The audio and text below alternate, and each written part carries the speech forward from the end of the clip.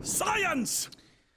Okay, so science this week, right on the heels of last week talking about the successful landing of the InSight lander on the rover on Mars. We already got new data, already got new stuff.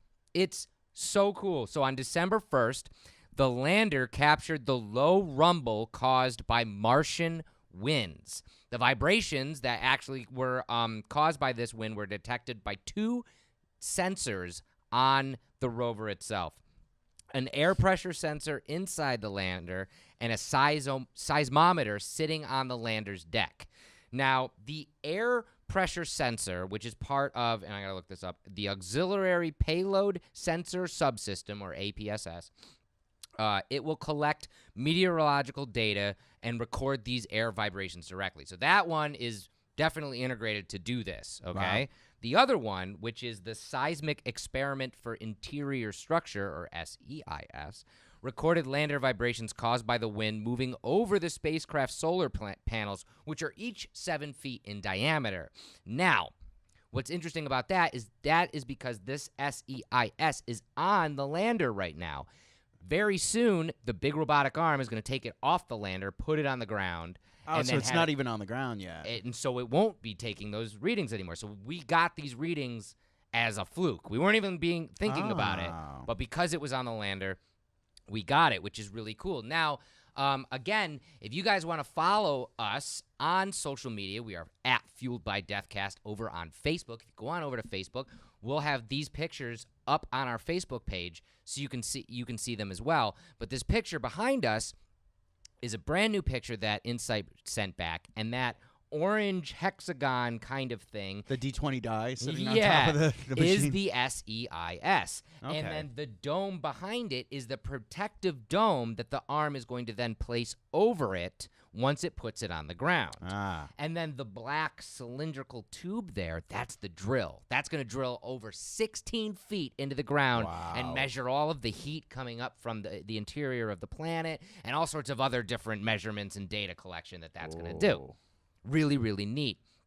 And they also sent back another photo. Now, this is looking at the ground, where it's going to place it. So this is actually, the scientists from NASA were really excited for this photo because this is actually like they're getting their first look at their laboratory.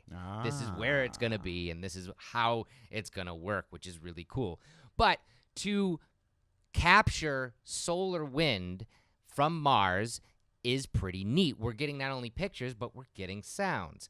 And it's very low. It's a low rumble. But I do have a video put out by JPL that explains kind of what I just did, but also puts that sound and pitches it up to a couple volumes. Okay. So we can decibels. So we can hear it without having to listen to it in high-powered headphones. And I'll play that for you right here.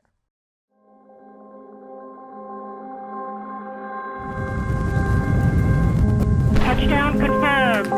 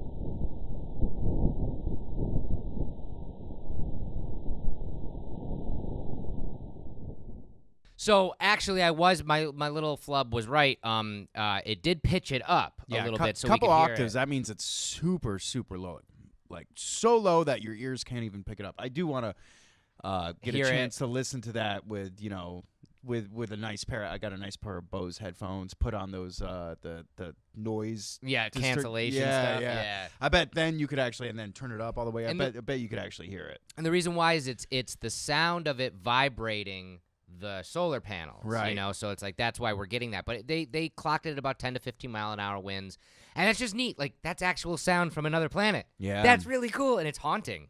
Yeah, a little bit. Like that's really cool. So I thought that was interesting. And outside of Mars, I have another thing to talk about. A new spacecraft that we haven't actually talked about made it to its destination. Nice, and this is pretty exciting. That's always good.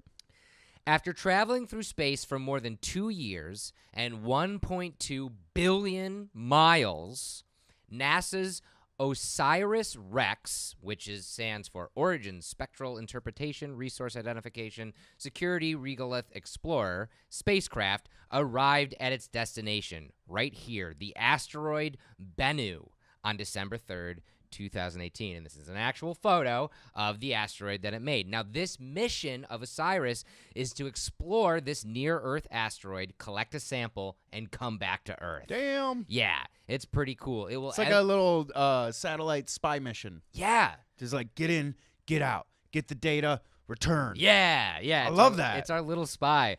And it will enter orbit around Bennu on December 31st on New Year's Eve, and thus making this asteroid, which is only about 1,600 feet across, the smallest object ever orbited by a spacecraft. Again, not only are we shooting something on a rocket from our planet into space and hoping it's going to hit this pinpoint in space that's also moving, which is only 1,600 feet across, then we're like, oh, yeah, we're just going to orbit it.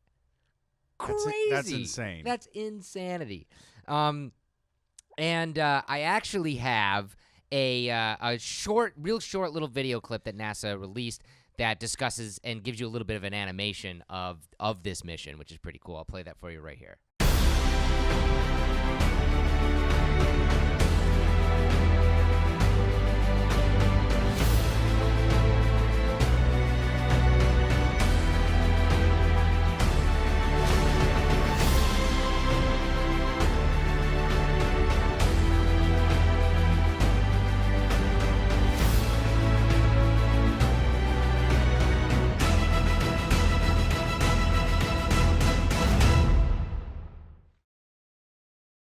Obviously, that video was made before it actually made it to the asteroid, but it's still really exciting.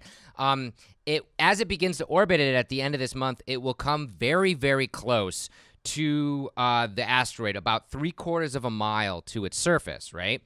Then in February of 2019, it will begin its efforts to globally map Bennu to determine the best site for sample collection. And then once the site has been detected and everybody signs off that this is the one where it's going to go, the spacecraft is basically just going to kiss the asteroid. It's just going to touch it just gently, just enough to just scoop a little stuff up, get it in its data collection pod, and then come back to Earth. And it should return to Earth September 2023. Whoa. Yeah. That's a long voyage. Yes, it is. Damn. Yeah, it's pretty cool.